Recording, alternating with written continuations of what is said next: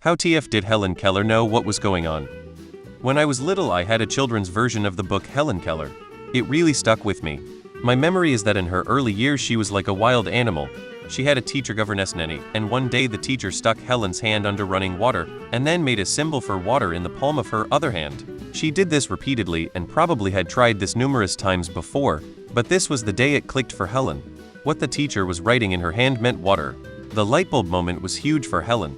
She understood, and she ran around touching everything and holding out her palm for the reacher to write. Man, this book was a huge part of my childhood. I've never forgotten it. She actually lost her sight and sound after scarlet fever, which she got early in her childhood. So before that she could actually see and hear. The question is if she remembers. But to answer your question, she had a really good teacher who actually got really famous because of successfully teaching Keller to speak and write, and she taught her through hand movements and a hand-coordinated alphabet. There are actual video recordings you can find on YouTube of Helen Keller. I hadn't realized until recently that they existed.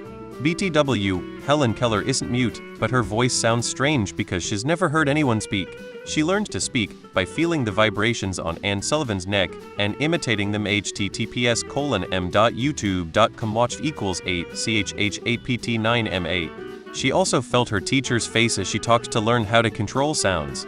There's video of her doing it. Helen Keller actually wrote a memoir about how she experiences deafblindness called The World I Live In. It's absolutely excellent, beautiful, and even funny. Haben Girma and Elsa S. Jennison are contemporary deafblind advocates, both with books about their lives. I highly recommend checking out their work. Deafblindness seems impossible to people who experience sight and sound, but for deafblind people, it's normal. They adapt and learn to live in the constraints of their lives just like every single other person. Please see the movie The Miracle Worker, the old one with Patty Duke and Anne Bancroft. It is the story of Helen Keller and her teacher. Alternately, go to the library and borrow a book on Helen Keller. They made a movie about just this question. She isn't the only deafblind person to have ever existed, you know. Deafblind people are just that, deaf and blind. But that does not mean stupid. They have a sense of touch and can learn about the world through it. I recommend you watch this video about protactile, a language that some deafblind people use amongst themselves that relies completely on touch. https://u2.badtqtd1c feature equals shared. I think about this all the time weirdly. https: the American Deaf-Blind Association. My wife works with deaf-blind kids at a state school. Her PhD is centered around communicating with this population. People probably had to fill her in pretty often. I can see and hear, and WTF is going on half the time. She wasn't born deaf and blind. She contracted a disease at a young age and became deaf and blind because of that. She had a short amount of experiencing language and the world around her before losing it all, so she had some memory to draw from. She was intelligent. People perceive her as unintelligent because of her disabilities, which is ableist. She lacked sight and hearing, so of course there was a major hindrance to learning ways to communicate. She went to college, then became an author and activist during women's suffrage. She was a badass, but a lot of people only remark on how awesome her teacher was.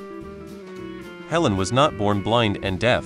She was a normal child who had even begun to talk when she had an illness, possibly scarlet fever, as a toddler that caused her to go blind and deaf. She just needed Annie Sullivan, the miracle worker, to help her learn to communicate again. All of that is in The Miracle Worker. She was born fully sensed.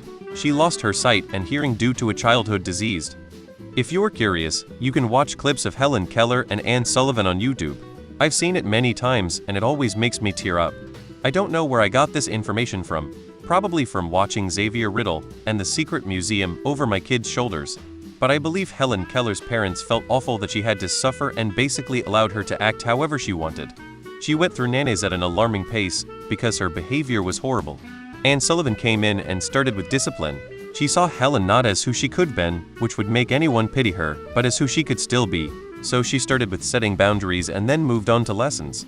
Once Helen recognized that she was being taught, she herself was excited to start experiencing the world again, and she was excited though still easily frustrated to learn. I know everyone says it was scarlet fever for the cause of her losing her sight and hearing, but I have always wondered if she had meningitis instead. Her mother reported a high fever and then woke up blind and deaf. My son had that strain of meningitis and lost his hearing, plus has right frontal and temporal lobe brain damage. But the after effects of Neisseria meningitidis are going blind, deaf, brain damage, or death. he did not have the strain that causes you to lose your limbs. Possible meningitis, https://academic.oop.concept article 6 and trillion 9 14 before 54 million 92 and 351 42. Why do girls now keep posting Helen Keller isn't real like it's some sort of baffling obvious conspiracy? Did I miss some cultural meme? Not sure, but she definitely played a mean pinball.